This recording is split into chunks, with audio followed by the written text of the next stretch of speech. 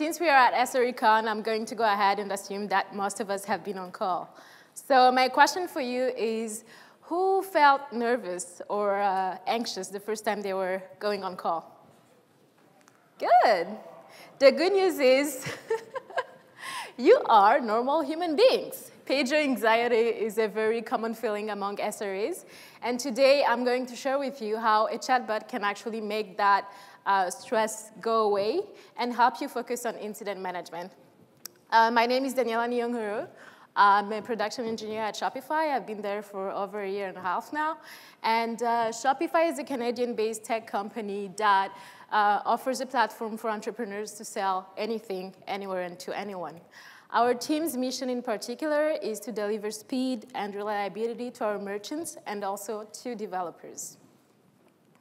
Now, one sweet thing about being a production engineer is that you get to be on rotation for incident management, which means that you get to handle all kinds of disasters and unexpected failures, like this one, where checkout was down. By the way, this is one of the most awful things that can happen to us because it means that none of our merchants, or some of them, are actually not being able to sell anything. So before going on call, we actually go through training where we learn about what being an incident manager on call means.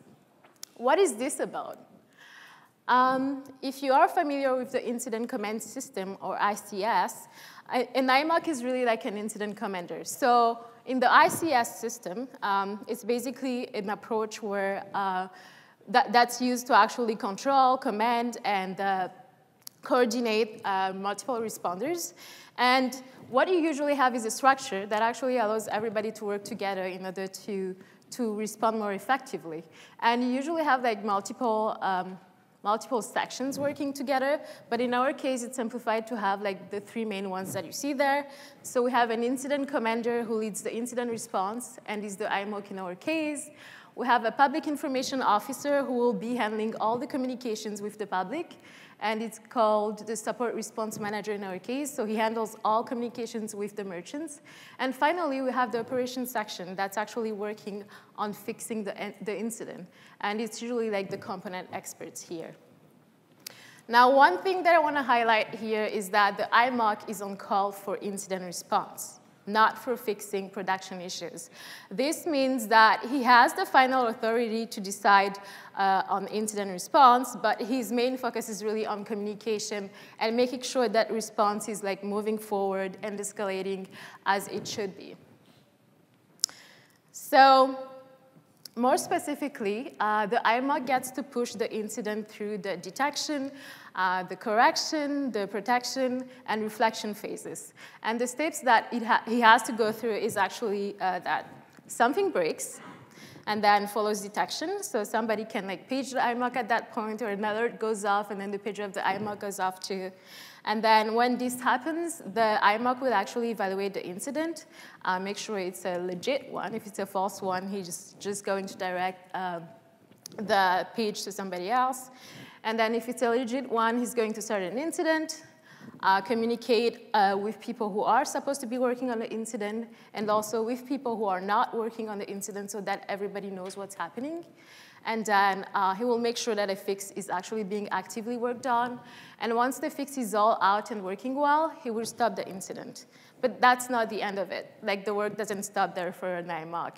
He also has to document the service disruption, follow up with the investigation, actually schedule a root cause analysis meeting where everybody is analyzed, where everything is analyzed, sorry. And then out of that RCA meetings usually comes some action items. And once all those action items are resolved, then that's the final resolution of the incident. And then hopefully at this point, the incident shouldn't happen again. Now, when I saw this incident response funnel and I went through this IMOC training, I was, of course, super excited about becoming an incident firefighter expert. But at the same time, I was worried about all kinds of things. Things that are not actually the incident, but things that are around the incident. What if I forget that I'm on call? What if my phone is in silent mode? That has already happened before, right? What if I forget to update the status page? What if I don't know who to ping? What if there is too much context switching and I just can't focus on the incident? Or what if I actually forget this entire incident response procedure? What am I going to do? Well, today I'll tell you how a chatbot basically made all this anxiety go away. But before we get to that, let's remind ourselves about how Chatops work. Chatops is all about conversation-driven collaboration. This means that we use group chat tools to actually go beyond basic conversation and actually bring tools and infrastructure within the conversation. And the way it works is that you can actually use a chatbot or some third-party integration to communicate with the infrastructure and third-party services. Usually, the chatbot is the way to go if you want to unleash the full potential of Chatops, because you can customize it to your needs. And the way chatbot actually communicates with the infrastructure and third-party services is via API, so it could be the webhooks or RESTful endpoints. At Shopify in particular, we use Slack as our chat app, and then we have a chatbot called Spy, which is based on Lira. Lira is an open source bot that you can use. It's written in Ruby, and it's very easily extensible. You can define new behaviors just by adding new modules. And so our Spy chatbot is actually integrated with the infrastructure, multiple pieces of the infrastructure, and also some third-party services. The ones that are relevant to this talk are namely PagerDuty, StatusPage, and also Github. Good. So now that you know about the IMOC duties, you've seen our Chatops setup. How can we make the two of them work together? How can a chatbot actually help the IMOC during his duties? Well, remember the incident response funnel? Well, Spy offers three main set of commands to help the IMOC. The first one is Spy page, then there is Spy incident, and then Spy status. So what we are going to do is actually go through this funnel and see how the chatbot helps us during incident management. So let's say something breaks, and I notice it, and I go like, Spy page IMOC, hey, order notifications are not going out. So what the IMOC will do is that he will investigate that and make sure that order notifications are actually not going out. Once he confirms the incident, he will just go with Spy incident, start me, order fraud analysis outage, which means I'm going to be in the incident commander for this incident called order fraud analysis outage.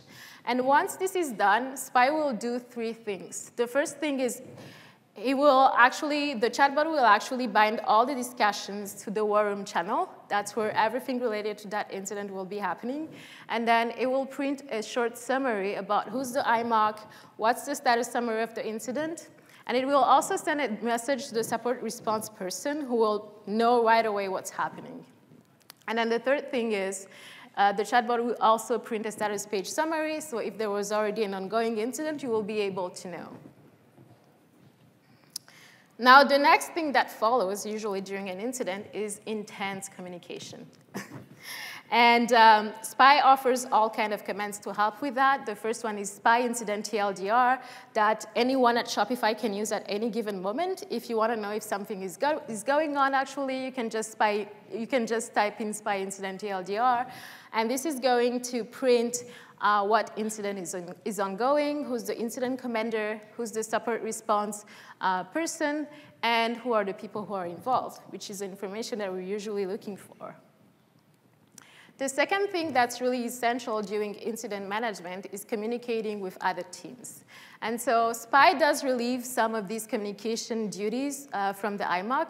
So for instance, when an incident is started, Spy will actually send a message to the support person and let them know that something is wrong. So in case they get calls from merchants, they will know right away what to say.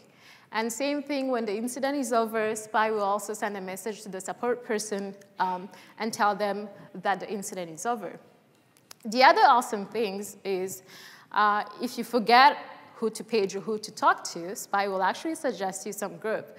So if it's a really high impact incident, Spy may suggest you to page a group called Oh Shit, which basically pages everybody who's on call in production engineering. Or it may also suggest you to page social in case we need to tweet something about an incident that's ongoing. It will also offers you command like spy incident tell team and then the message that you want to send, which is really useful because the IMOC will not need to leave the war room. You can just type that in right from the war room and send a message to any team. Same thing, if you need somebody on call from data stores to jump in and help, you can just like spy page data stores, and then the person on call will jump in and then help with the incident. Now, the other thing that we all need to know during an incident is what actions are happening. What are people doing to mitigate the incident, right? And since SPY is actually integrated with our infrastructure, it's really easy to kind of perform those actions right from the war room. So let's say we need to fail over to another data center. We can just use SPY and then fail over to the other data center. If we need to lock or unlock production, we can also do that right from the war room. And this actually reduces questions like, hey, has anyone already locked production? Who's doing this? Is it already done? And it's really like straightforward to see because it's done right from the war room. The other thing that we usually need to do is update some third-party services like StatusPage.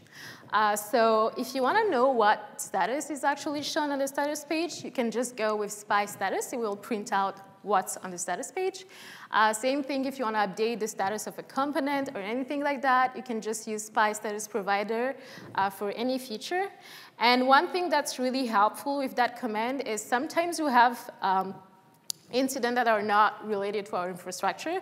So it could be, for instance, a shipping carrier that's not working properly. So if Canada Post is out of service, the shipping team can actually just type in that command and update the status page for everybody to see, so without actually needing to ping the IMOC. In the same way, if you are an IMOC and then you get 100 of pages going at the same time, you actually don't need to go to your phone and then resolve each one individually. You can also do it from the war room and just use SPY pager IMOC resolve incident 1, 2, 3. So this is the status page, the way SPY prints it, and what's shown actually on the status page. You can see that it's like the same message that's printed out there. And now, at this point of the talk, you might be like, ooh, those are really nice features, but I'm still stressed. What if I still forget that process? What's going to happen to me? Well, you're not going to forget, because SPY is going to remind you. So for instance, if you haven't updated the status page, SPY will actually check the status page, make sure that it has been updated or not. If it hasn't been updated, then it will send you a message and tell you, hey, you should probably update that status page. In the same way, SPY doesn't only send reminders to you, it also sends reminders to other people so that they actually help you out. If you've been handling an incident for an hour, SPY will actually page the IMOC squad and tell them that you've been handling an incident for more than an hour, and then somebody will probably jump into the war room and come to help you out. So this is how we namely prevent IMOC fatigue. Good. So now let's assume that everything went well and the fix was deployed.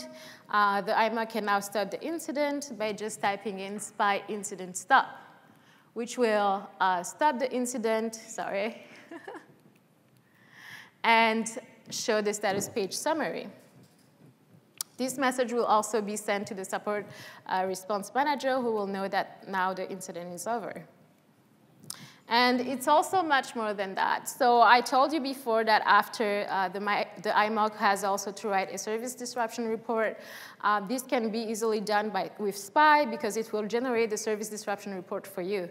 And if you need to append anything, you can actually go with SPY incident note during the incident and append some notes that you want to add to that. In the same way, if you don't feel well during your incident response, you can always hand off your IMOC responsibilities to someone else by just typing in SPY incident handoff and the name of the person you want to hand off your responsibilities to. It greatly reduces context switching. There is like this actually great command, which is called SPY pager shut the fuck up. That silences all pages for a while. And then these reminders are not only during the incident, you also get reminders before, reminding you that you are going on call soon, and also after the incident, reminding you that you need to write your report or actually post it. So now, how did SPY actually affect IMOCs? Well, It increased sharing and focus. Remember that worry about not having anyone around to help out or something like that? Well, with one war room and with SPY available, it's really easy for anyone to jump in and help out. And it also increases focus in the way that you don't need that much like context switching. Everything can be done right from the war room. The second thing is shortened feedback loop. So for actions, for instance, since they are performed right from the war room again, there is no need to actually wait for somebody to confirm that something has happened because it has been done right from the war room. The third thing is that it eliminated some manual toil. So for instance, when I started, we used to write that report, that service disruption report, and sometimes it was mostly copy-pasting from the war room, which was like quite a waste of time. But today, SPY will go ahead and generate that service disruption report for you. It also allows for smoother incident handling because it has all those steps and all those reminders which help you always get the same incident-like response no matter who's the IMOC. And it also provides a faster onboarding experience in the way that new IMOCs can just go and stare at the war room and make sure that everything is like happening as it should and watch other people actually manage an incident. Now, remember all those fears that I talked about before? What if I forget that I'm on call? Or what if my phone is in silent mode? Well, SPY will send pre-on-call reminders. So 24 hours before, SPY will actually send me a message and tell me, hey, Daniella, you're going to be an IMOC in 24 hours. And it's going to do the same thing on the day of 5 minutes before so that I'm pretty sure that I'm going on call. In the same way, it will also remind me to check my pager settings so that it's not in silent when I'm on call. If I forget to update the status page, SPY will also send a reminder. And what's awesome about that is that it's not really noisy. So if I have updated the status page, I won't get that message. If I haven't, I will get that message. About not knowing who to ping, SPY on call has a list of all people who are on call for any service at any given time. So I can always use SPY on call to actually page someone. About too much context switching and not being able to focus, since there are so many SPY incident commands, and because SPY actually interfaces with the infrastructure, it's really easy to not context switch during an incident. And finally, you can't really forget the incident response procedure because you have all those reminders that actually reflect what we have in the incident response funnel. Good. So all of this is gone. So now, why should you use chatbot for your incident management? First of all, it's a very flexible and powerful tool, and really it doesn't take much to get a robot like this to help you out. And for us, it has become a very important member of our team. It's always available, and it will help you out at any time if you need it. But mostly, it's about your customers and your merchants. You want to make sure that you as an SRE are really working on leading the incident response, not on context switching and going to remember all those like login for status page. And you really want to reduce the incident impact and duration so that the incident doesn't affect as much your merchants. This is what really matters at the end of the day, and this is what a chatbot will provide for you. And that's all I had for you today.